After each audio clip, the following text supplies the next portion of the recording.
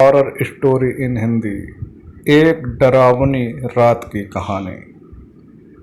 हर तमगे, हर जगह एक कहानी मौजूद है, परंतु कुछ कहानी सुना दी जाती हैं तो कुछ छुपा दी जाती हैं।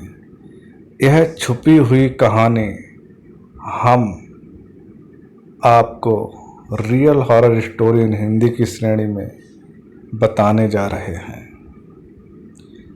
एक डरावनी रात की कहानी, जिसे पढ़कर आपको खौफ का असल मंजर महसूस होगा। इसे सुनकर आपको मालूम होगा कि जीवन की हर गलती का हिसाब होता है। हालांकि यह हिसाब के चूकते होने में कई बार बेहद समय लग जाता है, परंतु जब वक्त आता है तो उसे बचाने के लिए कोई राह नहीं बचती। इस रियल हॉरर स्टोरी में हिंदी श्रेणी की कहानी में इरफान, जो आर्थिक रूप से काफ़ी असहाय था, जिसके कारण उसने 20 साल पूर्व ऑटो रिक्शा चालक बनने का फैसला किया। वह अपने कार्य से पूर्ण रूप से अवगत था, परंतु एक हादसे ने उसकी जिंदगी ही खत्म करके रख दी। आखिर क्या थी यह कहानी? इरफान पूरे दिन की मेहनत करके अपने घर की ओर निकलता है।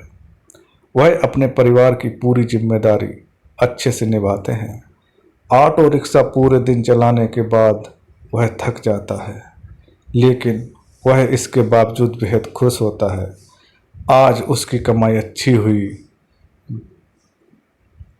वह सोचता है कि घर पहुंचते हुए वह रास्ते से कुछ खाने के लिए ले चलेगा, ताकि उसके दोनों बच्चे और पूरा परिवार को खुशी मिले।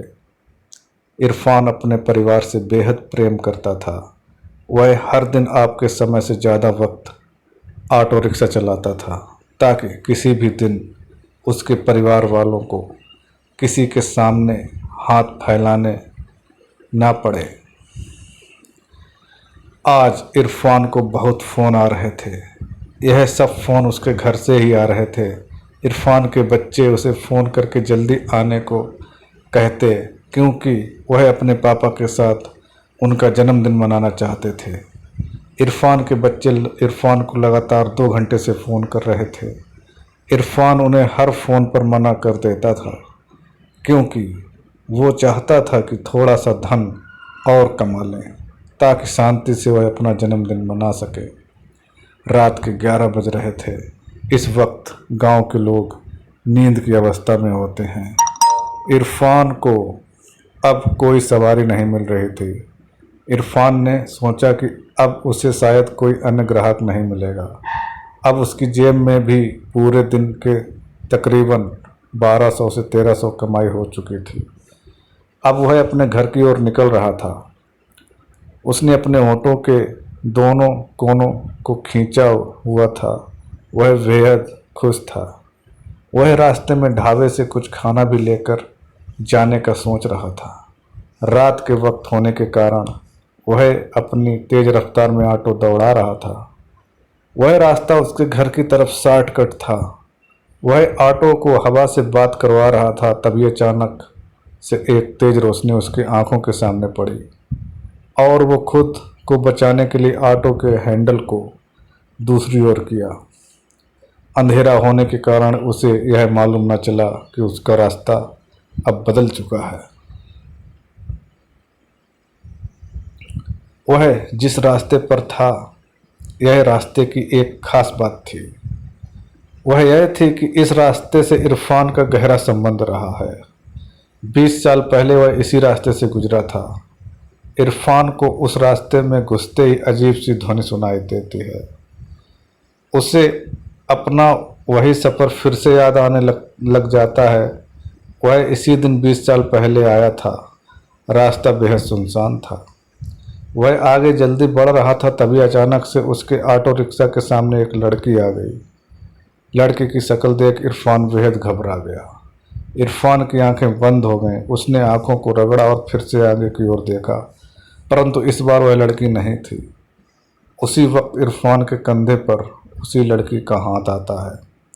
वह सर्द हवा में भी पसीने से भीग जाता है। वह लड़की उसे बोलती है, भैया आगे की तरफ चलेंगे। इरफान डरते हुए जवाब में ना कह देता है। वह कहता है कि मुझे अपने घर की ओर जाना है। वह लड़की फिर कहती है, मैं आपको आपके घर तक पहुंचा दूंगी।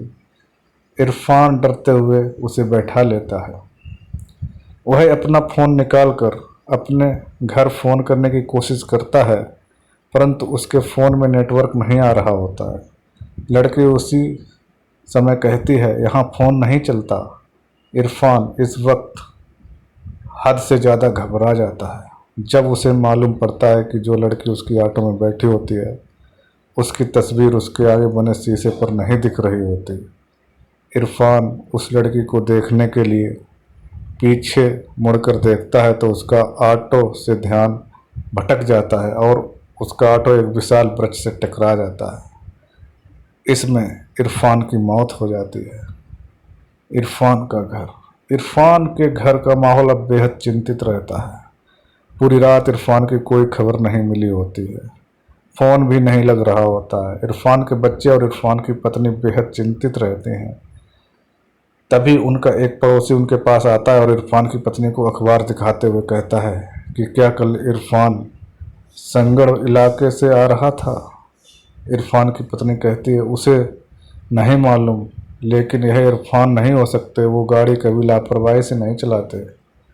वह इतने भरोसे से इसीलिए कह पा रही थी क्योंकि अखबार में मरने वाले की फ़ोटो नहीं थी। इरफान के घर के सामने अचानक से पुलिस की गाड़ी पहुंचती है। सभी घबरा जाते हैं। पुलिस के हाथ में एक तस्वीर होती है। यह तस्वीर इरफान की लाश की होती है। पुलिस इरफान की पत्नी से जब पूछता है तो उसकी पत्नी कहती, जी साहब, यह मेरे पति हैं। इरफान की पत्नी इरफान को मृत शरीर देखकर खुद को रोक नहीं पाती। उसके आंसू बहने लगते हैं। बच्चे भी बेहद ज़्यादा रो रहे होते हैं। पुलिस, देखिए, हम आपका दर्द समझते हैं, पर हम आपकी यहाँ सहायता करने ही आए हैं। हम आपके कुछ सवाल पूछना चाहते हैं जिससे इस केस में थोड़ी मदद मिलेगी। इरफान की पत्नी मदद करने के लिए हामी भर देती है। पुलिस, ऑटो रिक्शा कब से चला रहा था इरफान? इरफान की पत्नी, जी आज तकरीबन 20 साल हो गए। आज ही अपने जन्मदिन के दिन इन्होंने ऑटो चलाना शुरू किया था। पुलिस, अच्छा, यह ऑटो उसके खुद का है? इरफान की पत्नी, जी, शादी के कुछ महीने बाद इन्होंने ऑटो को अपने नाम पर करवा लिया था। इससे पहले यह ऑटो इनके चचा जान का था। वे ऑटो यूनियन के पूर्व प्रधान रह चुके हैं। पुलिस इरफान की पत्नी से पूछताछ करने के बाद मोहम्मद के पास पहुंचती है। मोहम्मद पूर्व ऑटो यूनियन का प्रधान रहा और इरफान का चाचा है। पहले वो पुलिस के हर सवाल का जवाब देने से मना करता रहा, लेकिन जब पुलिस वाले उसे सच बताने के लिए मारने लगे तो उसने बताया, इरफान के अम्मी बचपन में ही गुजर गई थी। इरफान के अब्बू यानी मेरे भाईजान शराबी थे। उन्हें शराब के अलावा खाने का कोई होश नहीं था। इरफान के लिए उसके माता पिता सब कुछ थे। एक दिन ज़्यादा शराब के कारण भाईजान की मौत हो गई। इरफान अकेला हो गया। गरीबी के कारण ज़्यादा पढ़ा लिखा नहीं था। वह मेरे साथ ही रहने लगा।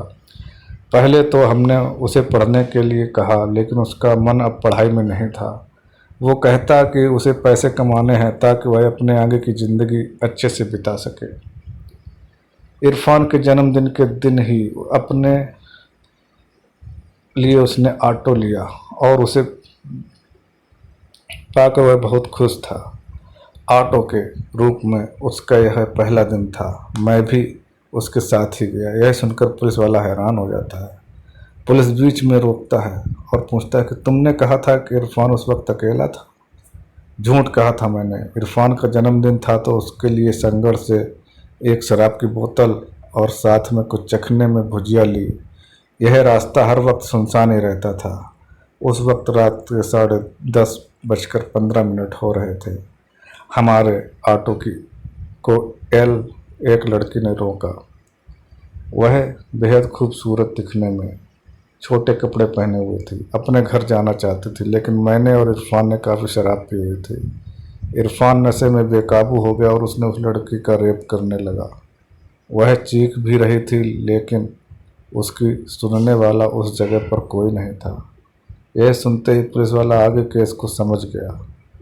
उसने उस लड़की के केस को फिर से खोला और मोहम्मद को फांसी की सज़ा मिली। इरफान को सज़ा तो खुद वह लड़की ही दे चुकी थी।